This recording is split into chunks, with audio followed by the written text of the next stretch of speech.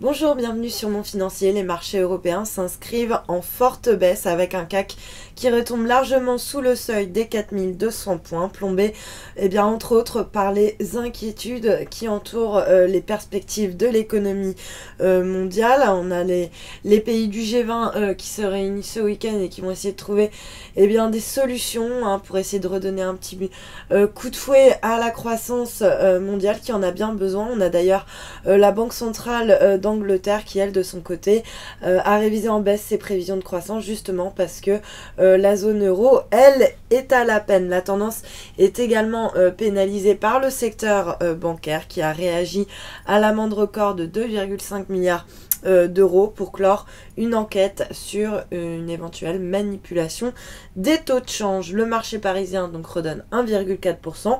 On revient donc sur le support des 4180 points.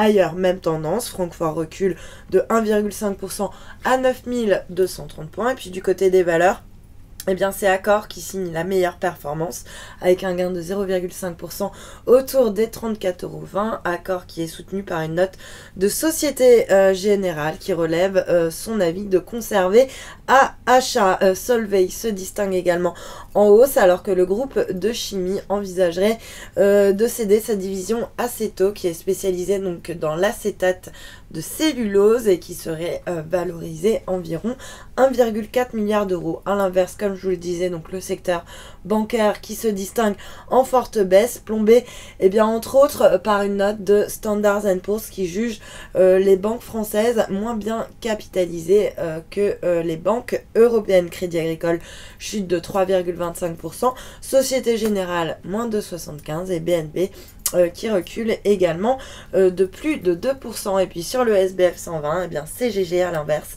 bondit de 19% grâce à un nouvel outil d'exploration pétrolière qui devrait lui permettre d'améliorer l'efficacité de l'exploration pétrolière. Et puis à l'inverse, lanterne rouge, c'est Ubisoft qui chute de 7,7% alors que son jeu Assassin's Creed aurait essuyé de mauvaises critiques outre-Atlantique. Sur le marché d'échange, l'euro lui reste stable par rapport au dollar, on est autour des 1,2467.